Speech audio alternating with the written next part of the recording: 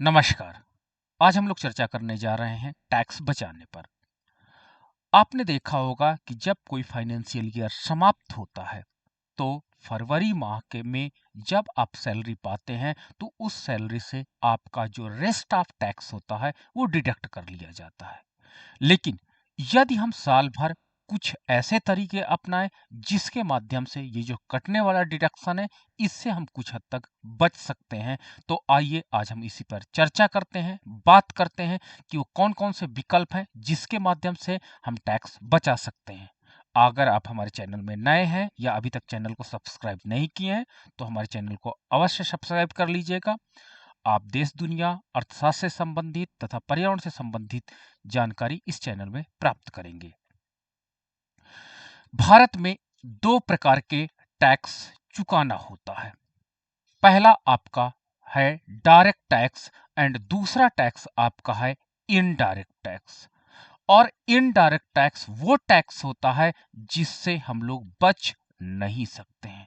जब हम कोई कमोडिटी परचेज करते हैं मार्केट में तो उस पर एक इंडिविजुअल रूप से टैक्स लगा रहता है जिसे हम इनडायरेक्ट टैक्स कहते हैं। और इनडायरेक्ट टैक्स से बचने के लिए होता है कि हम थोड़ा सा कंजप्शन को रिड्यूस कर दें, लेकिन और कोई तरीका नहीं है। तो इस प्रकार डायरेक्ट टैक्स जो आपका होता है, इस डायरेक्ट टैक्स को आप कम जरूर कर सकते हो।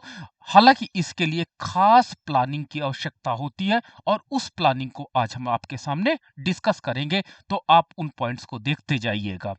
ठीक है, नया साल चालू है और चालू वित्त वर्ष यानी 2021-22 के आखिरी तिमाही भी है। तो ऐसे में अपने वित्तीय लक्ष्यों को आधार बनाकर जल्द से जल्द टैक्स प्लानिंग कर ले, नहीं तो ये प्रॉब्लम आपको फरवरी में फेस करनी पड़ सकती है।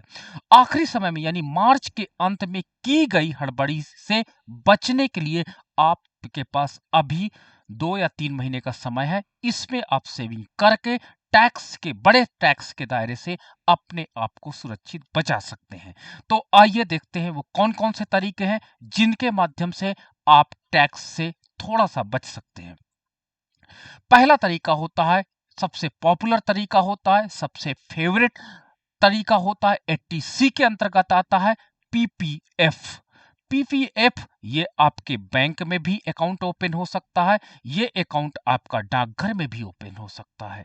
और इसके अंतर्गत जो अमाउंट आप साल में जमा करोगे उस अमाउंट को आप उस अमाउंट पर टैक्स नहीं लगेगा। साथ ही साथ जब ये मेच्योर्ड होकर के आपके पास राशि आती है तो ये भी टैक्स फ्री मानी जाती है। हाँ, ये लॉन्ग टर्म इन्वेस्टमेंट के रूप में जाना जाता है, इसलिए लोगों का इंटरेस्ट थोड़ा सा कम होता है, बट लोगों की पहली पसंद बनी हुई है पीपीएफ। टैक्स से बचने के लिए पीपीएफ लंबे समय में पसंदीदा टैक्स विकल्प रहा है। इसके तहत हर वित्त वर्ष में इनकम टैक्स के सेक्शन 80C के तहत 1.5 लाख रुपए का डिडक्शन आप हासिल कर सकते हैं। इसके अलावा इस पर लगभग 7 से 9% का रिटर्न भी हासिल कर सकते हैं। पीपीएफ पर सरकारी गारंटी रहती है, that is very important point है, इसलिए ये ज्यादा पॉपुलर है। यानी ये सबसे सुरक्षित निवेश और टैक्स बचत विकल्पों में सबसे ज्यादा पॉपुलर है। पीपीएफ में निवेश का फायदा यह है कि इसमें जमा की गई पूंजी, ब्याज और मेच्योरिटी राशि ये सभी टैक्स फ्री होती हैं। हालांकि इसमें निवेश की गई पूंजी 15 साल तक जमा रहती है, यानी शॉर्ट टर्म निवेशकों के लिए बेहतर विकल्प नहीं माना जाता है। तो और इसमें बीच में 5 साल के बाद आप इसको बैंक से आप डिस्कशन करके इसमें से कुछ पैसा आप एज ए लोन निकाल सकते हैं। साथ ही साथ इसमें प्रत्येक वर्ष कम से कम 1000 रुपये जमा करना अनिवार्य होता है, ताकि ताकि ये अकाउंट आपका प्रॉपर रूप से चलता रहे। तो इसलिए आपको 1000 रुपये पर ईयर मिनिमम जमा करना होगा और मैक्सिमम आप 1.5 लाख रुपए तक भी इसमें जमा कर सकते हैं। दैट इज पॉपुलर प्लान है, 80C के अंतर्गत इसमें छूट मिल सकती है। दूसरा आपका जो पॉपुलर है इस समय वो है new pension scheme. New pension scheme वास्तव में 2005 के बाद जो भी एम्प्लॉय आप गवर्नमेंट जॉब में आए उनके लिए बड़ा पॉपुलर रहा और गवर्नमेंट ने इसको न्यू एनपीएस के नाम से प्रारंभ भी किया। और इसके अंतर्गत एक एम्प्लॉय कंट्रीब्यूशन होता है, एक एम्प्लॉयर कंट्रीब्यूशन होता है, दोनों पर आप टैक्स छूट प्राप्त कर सकते हैं।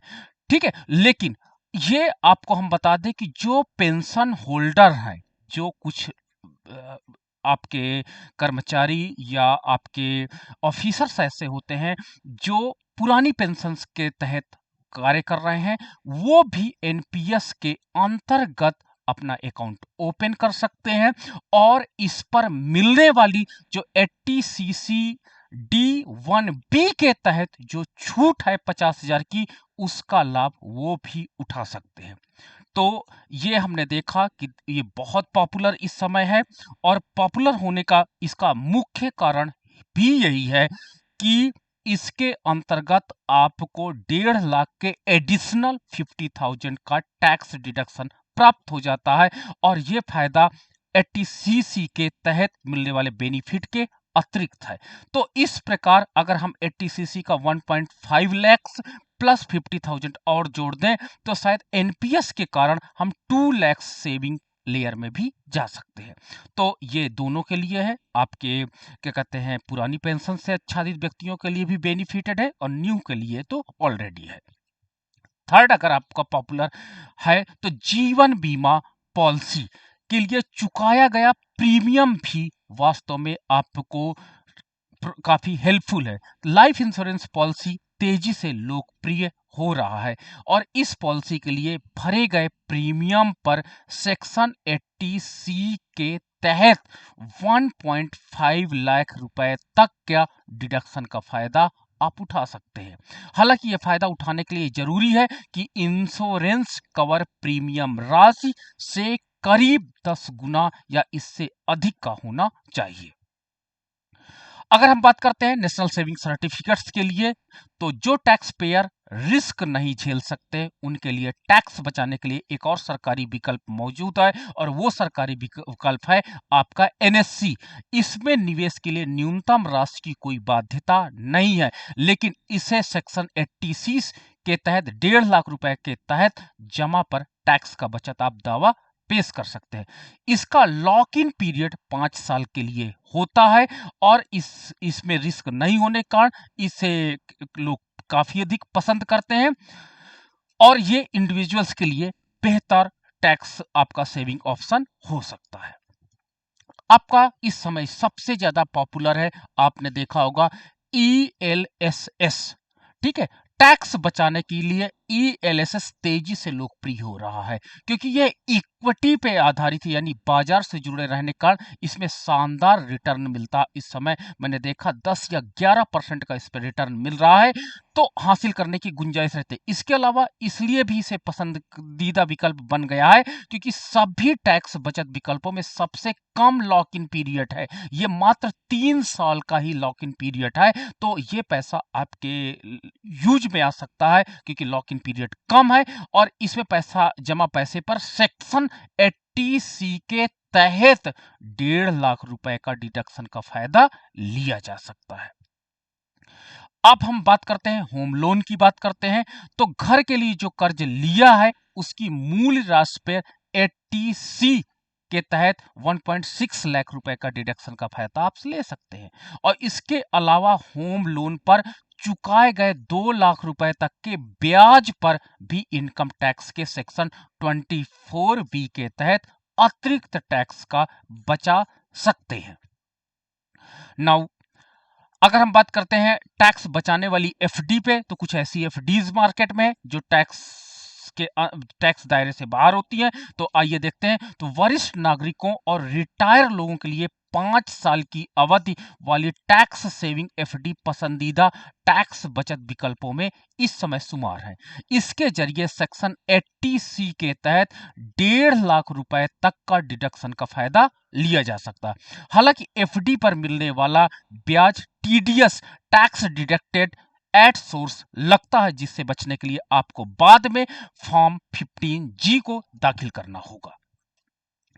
आपका सबसे ज्यादा इस समय महिला सशक्तिकरण के अंतर्गत सुकन्या समृद्धि अकाउंट है और इसके लिए लड़कियों के भविष्य को सुरक्षित करने के लिए सरकार द्वारा सुकन्या समृद्धि अकाउंट की सुविधा मिलती है। इसके अंतर्गत अगर आपके घर में आपकी बेटी है और 10 साल से छोटी है तो आप इस अकाउंट को ओपन कर सकते हैं और इस खाते में जमा किए गए पैसे पर भी सेक्शन 80C के तहत 1.5 लाख रुपए तक का डिडक्शन आप हासिल कर सकते हैं। इस खाते में जमा किए गए पैसे पर ही नहीं बल्कि जमा पैसे पर मिलने वाले ब्याज पर भी टैक्स एग्जेम्पशंस का फायदा मिलता है। नाउ बच्चों की ट्यूशन फीस आपने देखा होगा, जैसे आपके पास बच्चे हैं तो 2 बच्चों तक की, हाँ आप अपनी खुद की एजुकेशन पे नहीं। कुछ लोगों का प्रश्न मेरे पास आया कि सर अगर मैं अपनी एजुकेशन को कंटिन्यू रखना चाहूं तो क्या उस पर टैक्स न हो? आपके बच्चों पर, 2 बच्चों की पढ़ाई पर टैक्स की बचत की जा सकती है, तो उनकी जो फी होती है उस पर टैक्स बचत आप कर सकते हैं और केवल ये 2 बच्चों तक की पढ़ाई की ट्यूशन फीस के लिए सेक्शन 80C के तहत 1.5 लाख के टैक्स डिडक्शन का दावा आप पेश कर सकते हैं। नाउ बचत खाते पर मिलने वाला ब्याज, आपने देखा होगा आपके पास सेविंग अकाउंट्स होती है, उसमें आपको को ब्याज मिलता है, तो आप किसी बैंक में अगर बचत खाता तो इस पर जो ब्याज मिल रहा उस पर टैक्स बेनिफिट मिलता है। 60 साल से कम उम्र के टैक्स पेयर बचत खाते पर 10,000 रुपए तक के ब्याज पर और इससे अधिक उम्र के टैक्स पेयर यानी सीनियर सिटीजन को 50,000 रुपए तक के ब्याज पर टैक्स बचा सकते हैं। तो ये this is the reference sites. तो आप इतने विकल्प हैं और इसके अलावा बाजार में बहुत और अधिक विकल्प हैं, सच एज आपका हेल्थ इंश्योरेंस पॉलिसी आप जरूर लीजिएगा क्योंकि ये इस समय बहुत अधिक इंपॉर्टेंट है। कोविड-19 का फेज चल रहा है और इस पर बहुत अधिक आपको आपकी फैमिली के बहुत ज़्यादा मेंबर्स हो सकते हैं और ये मेडिकल आपदा कभी भी आ सकती है, तो इसलिए आपको हेल्थ इंश्योरेंस पॉलिसी को भी एक अडॉप्ट करना इंपॉर्टेंट बन जाता है और ये भी आपका 80C के अतिरिक्त आपको टैक्स बेनिफिट प्रदान करेगा।